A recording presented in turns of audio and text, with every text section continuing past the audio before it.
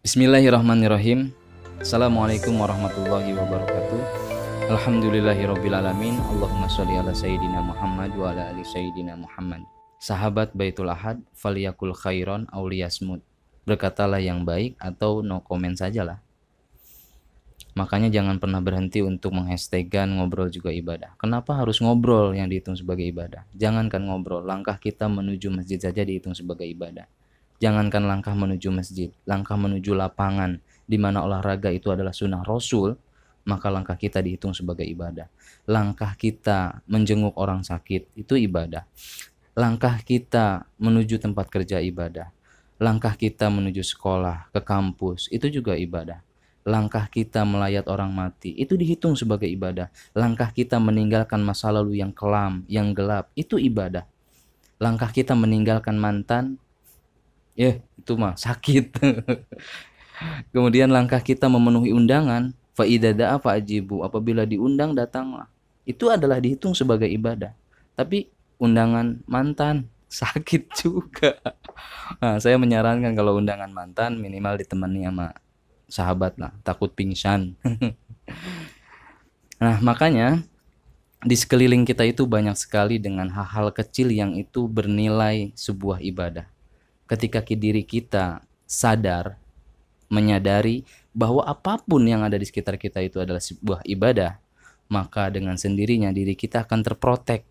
Contohnya saja ketika kita ngobrol, kalau diri kita ngobrol sadar ada nilai ibadah, maka yang keluar itu akan yang baik-baik saja, yang menyenangkan saja, yang bermanfaat saja untuk orang lain. Bahkan memfilter kata-kata yang kotor, kata-kata yang membuli, kata-kata yang menyakiti hati orang lain, kata-kata yang menyakiti, menzolimi perasaan orang lain. Itulah fungsinya dari ibadah, untuk memproteksi diri kita agar diri kita berusaha menjadi orang yang lebih baik. Ada sebuah pertanyaan, di mana pertanyaan ini nanti insya Allah akan terjawab dengan hadis Nabi dan doa sebagai ikhtiar kita untuk menjawab pertanyaan ini. Pertanyaannya adalah, seberapa lama lagikah Allah akan membiarkan kita hidup? Tentu jawabannya hanya Allah saja yang tahu. Tetapi ada pertanyaan lagi, seberapa kali lagikah Allah memberikan kesempatan kita untuk berbuat baik?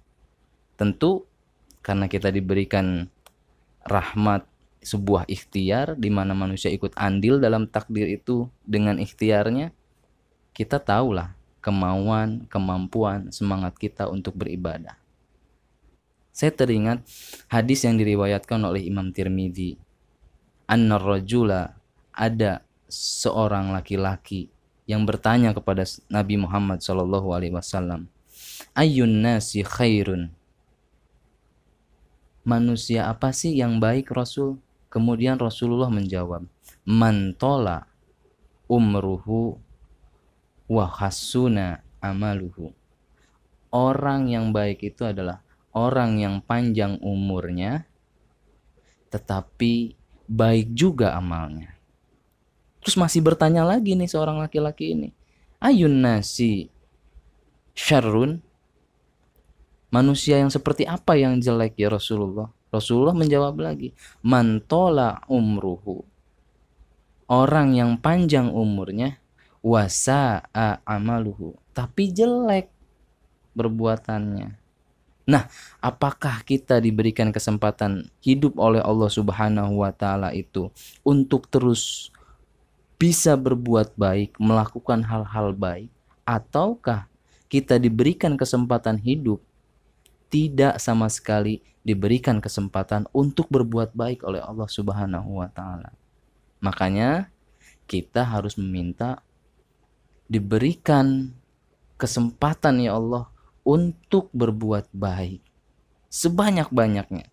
Selama umur kita masih berdetak, maka selama itu kita harus mengupayakan, harus berusaha untuk berbuat baik kepada sesama, kepada Allah, kepada alam, kepada apapun.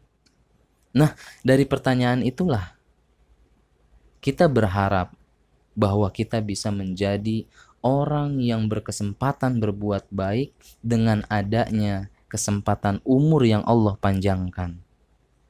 Nah, kemauan kita, keinginan kita, harapan kita bisa diaplikasikan, bisa diawali dengan sebuah doa yang Rasulullah ajarkan.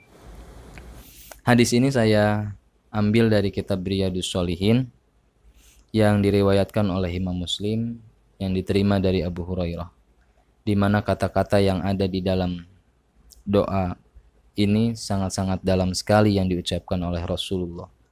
Allahumma shlih li dini alladhi huwa ismatu amri. Ya Allah, aku meminta untuk diperbaiki urusan agamaku, karena dengan Engkau memperbaiki urusan agamaku, aku bisa membentengi diriku ya Allah. Wa aslih li dunyaya allati fiha ma'asi. Kemudian perbaikilah urusan duniaku ya Allah. Perbaikilah duniaku, karena dengan Engkau memperbaiki urusan duniaku, aku bisa berproses, aku bisa berikhtiar untuk selalu bisa menyembah dirimu ya Allah. Wa aslih li akhirati, dan perbaikilah urusan akhiratku ya Allah. Allati fiha ma'adi, karena di sanalah nanti tempatku akan kembali. Waja'al hayata ziyadatan li, dan jadikanlah kehidupan ini ziyadatan li fi kulli khair, sebagai kesempatan agar aku bisa menambah kebaikan-kebaikan yang Engkau berikan untukku ya Allah. Waja'al mauta, dan jadikanlah takdir kematianku ini rohatan, sebagai istirahat, li, untuk diriku ya Allah, min kulli syarr, dari setiap kejelekan ya Allah. Nah, itulah doa yang Rasulullah Shallallahu Alaihi Wasallam ucapkan. Nah, menyambung dari pertanyaan tadi, seberapa lama lagi kah Allah akan membiarkan kita hidup? Seberapa kali lagi kah kesempatan yang Allah berikan agar kita bisa berbuat baik? Kita bisa mengusahakannya, kita bisa memintanya dengan selalu kita berdoa dengan doa yang Rasulullah ajarkan ini. Nah, mudah-mudahan kita termasuk orang-orang yang selalu diberikan kesempatan untuk selalu berbuat baik, karena di sekeliling kita banyak sekali hal-hal baik, banyak sekali ibadah yang bisa kita lakukan. Terima kasih sahabat Baitul Ahad. Assalamualaikum warahmatullahi wabarakatuh.